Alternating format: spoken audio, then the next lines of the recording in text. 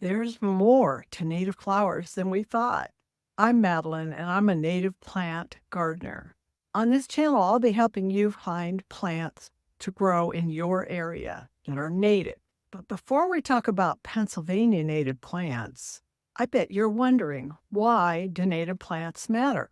Here are 4 reasons they matter. First, they are non-invasive, so that they won't kill local plant and animal life, unlike invasive non-native plants. And reason number 2, easy maintenance is a no-brainer. They don't need fertilizers or pesticides, and they only need watering to get them started. They are well adapted to our local ecosystem. Reason number 3, native plants help protect biodiversity, which means that native plants help ensure there's a variety of native species within a particular ecosystem, which supports all the local flora and fauna. And the 4th reason is they help reverse climate change because they absorb and store CO2 and help remove excessive amounts in the atmosphere. This helps cool down Earth. So Pennsylvania is the 3rd state in our 50-state series. And it's one over here. I'm going to give it a little color, kind of purplish blue. I'll explain why I picked that when I tell you about the plant. Pennsylvania has a variety of climates because of its diverse landscape and geography. Most of the planting zones in Pennsylvania are humid continental. Look that one up. The southeast region is the exception, which has a humid subtropical climate, like Mississippi, which results in overall warmer weather in every season. Climate zones vary from 6A to 7B, so you need to check the map to find out your planting zone for Pennsylvania. But first, I have a fun fact about Pennsylvania. Has nothing to do with plants. In 1896, the candy Good and Plenty was introduced. It happens to be one of my favorite candies from childhood, and I still like it because it's licorice and it has a candy shell over it. And it's actually 1893 when it was introduced. Anyway, it's the oldest branded candy in the United States. And it has nothing to do with plants except that the sugar could give you more energy to keep digging up and planting. And now, your 3 native perennial flowers, Pennsylvanians. Number 1, Eastern Red Columbine. And after that name comes wild Aquilegia canadensis. It is the perfect native perennial for you for shady areas. It's one of those lovely shade-loving native perennials, which is a huge plus in my book because so many flowers need full sun. And if you have any shade in your yard, you're going to be crying trying to find a plant to grow in those shadier areas. And from the Lady Bird Johnson Wildflower Center, where I get a lot of valuable information, they describe the flowers as being bell-shaped with backward-pointing tubes, and critters like hummingbirds and bees or butterflies with long tongues can reach the nectar that's in those tubes. Some pluses about this wild Eastern Red Columbine, in addition to the fact that it's a perennial native, it's drought, heat, and cold tolerant.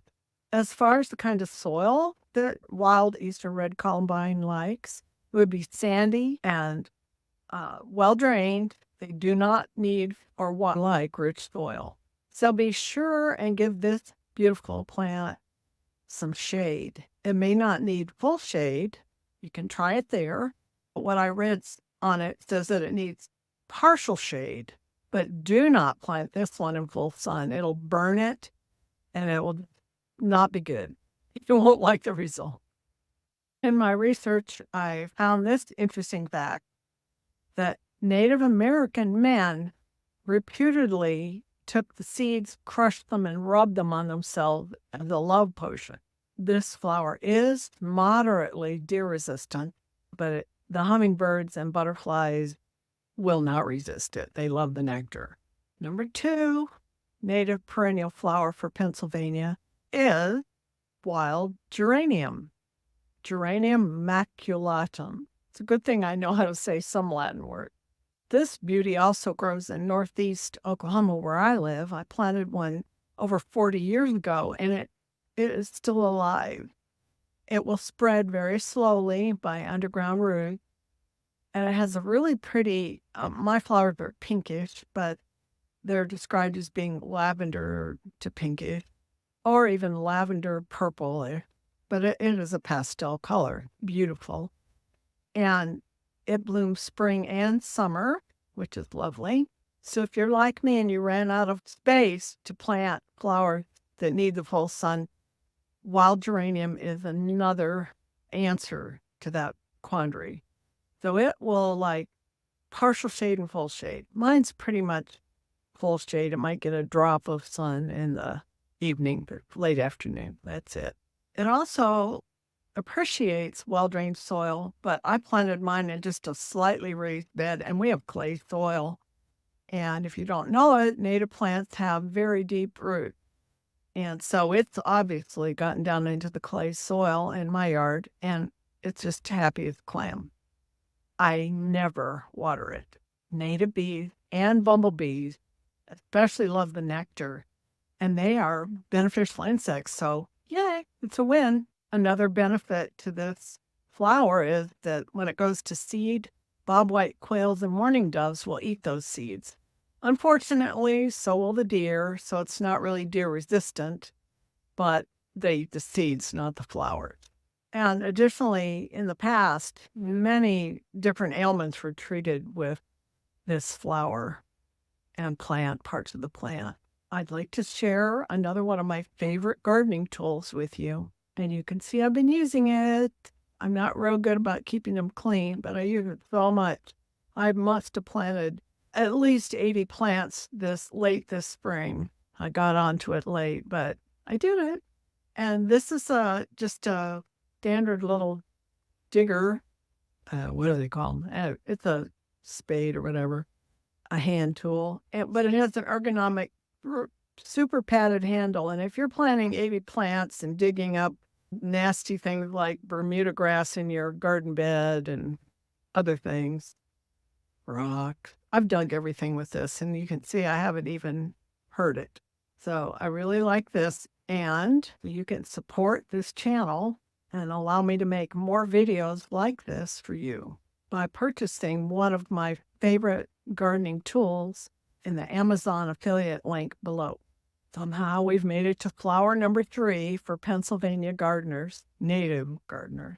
And this native perennial is called Blue Flag Iris, or Iris versicolor. I guess means it has more than one color. So it's called Blue Flag Iris, but to me it looks more purple. You can see in the photograph, you can decide for yourself what color you want it to be. But you're going to think it's beautiful no matter what color you want to call it. So Blue Flag Iris likes full 2-part sun, so that's good, and average moisture, and it'll grow 2 to 3 feet tall. The flowers are 3 to 4 inches across with yellow and white markings on them. Bees pollinate these plants, and I love that this plant has very cleverly evolved special markings and has a landing platform for the bees. It's just so cool. It has this large lobe as a landing platform, and then there's yellow and white markings that direct the bee, kind of like when you're landing a big jet, direct the bee to where the nectar glands are. So besides the bees which pollinate it, hummingbirds and several different butterflies will all feed on the nectar. I'm going to throw a couple butterfly names at you here. Harris checker spot and the hobomock kipper. Are you ready to jump in and plant native plants in your area? I'd love to help you. Comment below with your state, and I will release a video for you soon. Subscribe and hit the bell to be notified as I release videos on every U.S. state for the best native plants in their area.